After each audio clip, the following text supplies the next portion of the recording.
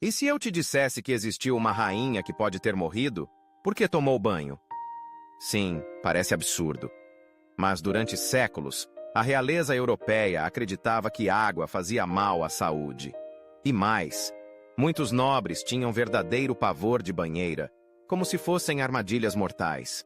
Nesse vídeo, vamos contar a história de uma rainha que carregava esse medo no coração. E como isso acabou se tornando parte do seu fim trágico.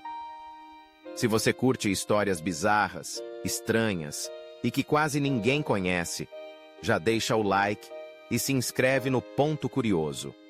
Aqui, até os banhos têm mistério. No mundo medieval e renascentista, tomar banho era visto como um risco à vida. Acreditava-se que a água quente abria os poros da pele, permitindo que doenças entrem no corpo. O resultado? Nobres, reis e até médicos recomendavam ficar longe dos banhos regulares. Entre as figuras mais comentadas nesse contexto está Joana de Bourbon, rainha consorte da França no século XIV. Segundo relatos históricos, Joana era uma mulher extremamente devota, culta, mas também assustadoramente supersticiosa com relação à saúde. Ela passou boa parte da vida evitando o contato com a água por medo de adoecer. Suas roupas eram trocadas com frequência, o corpo perfumado com óleos, e o conceito de limpeza da época era mais estético do que higiênico. Mas tudo mudou em 1382. Durante sua última gravidez, Joana sentiu dores fortes e, contrariando seus hábitos e até a opinião de alguns médicos da corte, ela resolveu tomar um banho quente para aliviar o corpo. Pouco tempo depois, entrou em trabalho de parto. O bebê sobreviveu, mas Joana... não. Ela morreu dias depois, e muitos na época culparam o banho. A explicação mais provável é uma infecção pós-parto, algo comum na época devido à falta de técnicas de asepsia. Mas a crença popular era clara. Foi a água que a matou. Essa história se espalhou pelas cortes da Europa como um alerta sombrio. Rainhas, princesas, até damas da nobreza passaram a evitar o banho como se fosse veneno. E a ideia se consolidou por muito tempo. A obsessão pelo não banho não era exclusiva da França. A rainha Elizabeth I da Inglaterra dizia tomar um banho uma vez por mês, quer precisasse ou não. Já Isabel de Castela, segundo lendas, e talvez exageros populares, teria se banhado apenas 2 vezes na vida inteira, no nascimento e antes do casamento. Mas, será que tudo isso era só ignorância? Na época, as casas não tinham sistema de esgoto. A água usada em banhos podia estar contaminada, e sem antibióticos ou sabão, era fácil associar doenças ao contato com líquidos.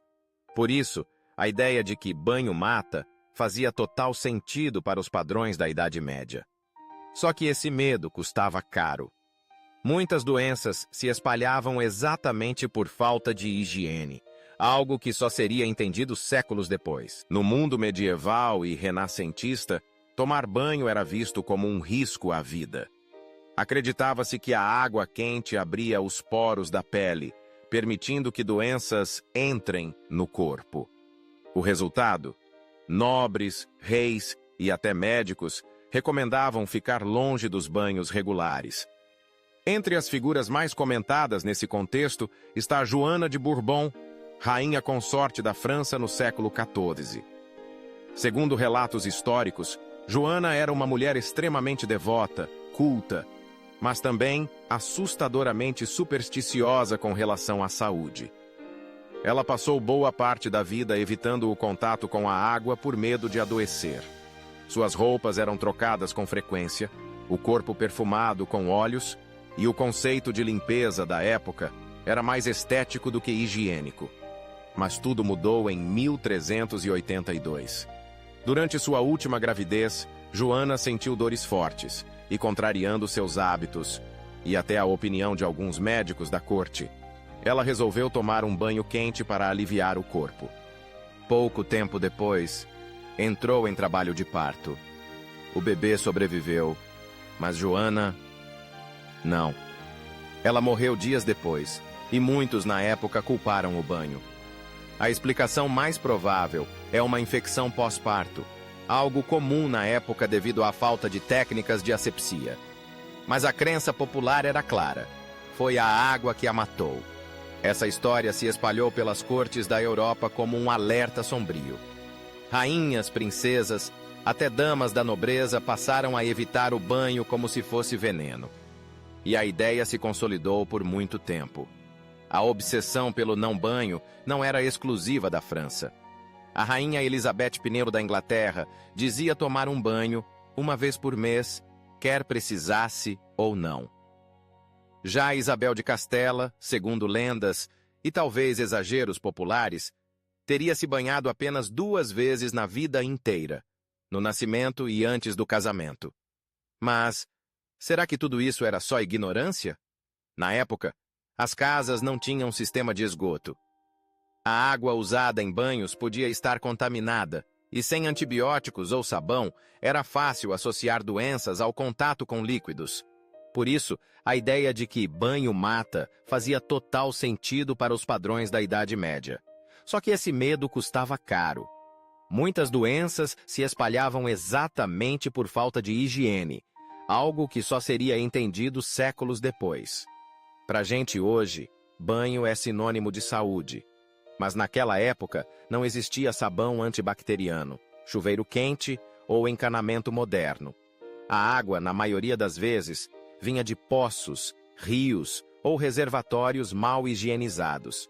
E em muitas cidades, fezes, lixo e sangue de açougue escorriam pelas ruas. Ou seja, era perfeitamente possível tomar um banho e sair mais sujo do que entrou. Além disso, não havia o conceito de micróbios. A teoria mais aceita era a dos miasmas, ou seja, que os maus odores eram os responsáveis pelas doenças. E se a sujeira não cheirasse tão mal assim? Bom, então ela podia ser tolerada. Como a água era temida, a realeza encontrou uma solução alternativa: o perfume. Na França, no auge do Palácio de Versalhes, era comum nobres passarem semanas sem encostar em água. Eles simplesmente trocavam de roupa várias vezes ao dia e se borrifavam com fragrâncias fortíssimas, feitas à base de flores, óleos e, em alguns casos, até âmbar e civeta, uma secreção animal usada para fixar aroma. A prática era tão intensa que havia até salas específicas para perfumaria dentro dos palácios. Era o banho seco da elite. O mais curioso é que, apesar do luxo, Versalhes não tinha banheiros adequados durante boa parte do século XVII. Muitos nobres simplesmente faziam suas necessidades nos corredores do palácio, e a equipe de limpeza se virava como podia. Ou seja, glamour por fora, caos por dentro.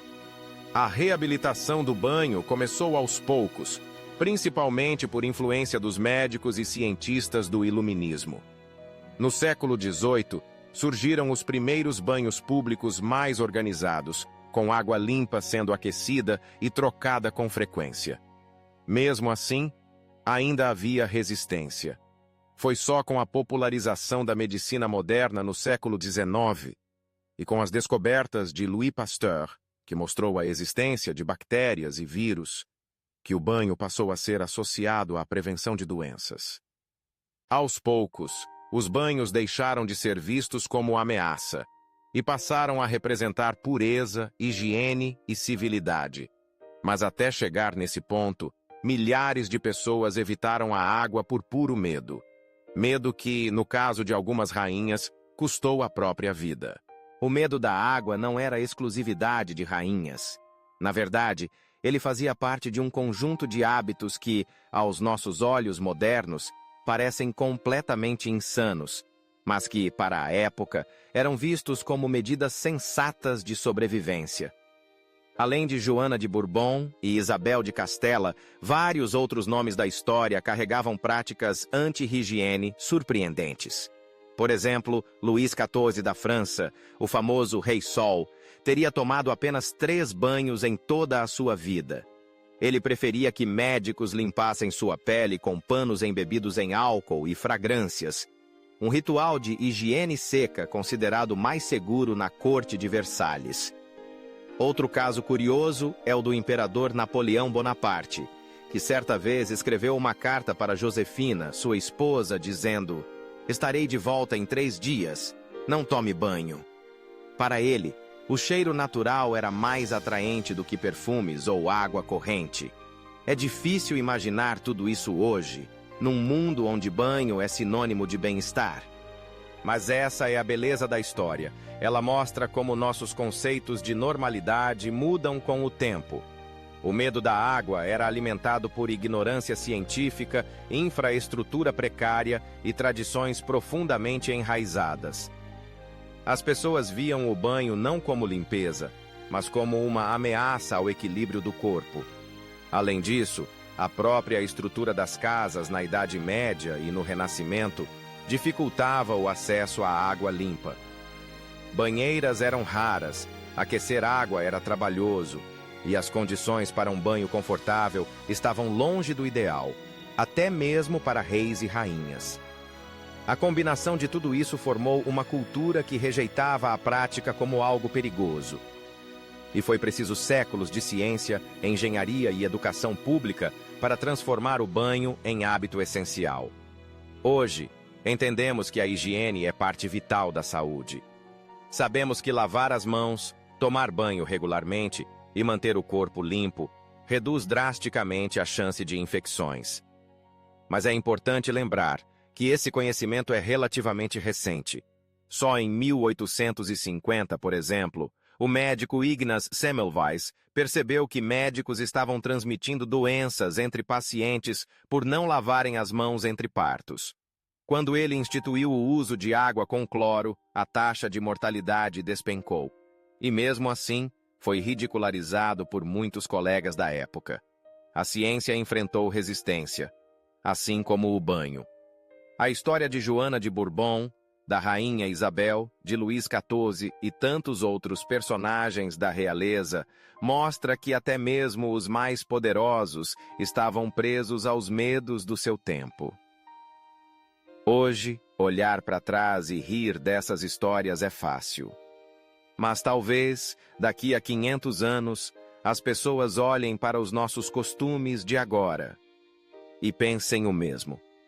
Talvez eles perguntem: como assim eles passavam horas no celular? Como assim eles comiam comida ultraprocessada? Como assim eles tinham medo de inteligência artificial?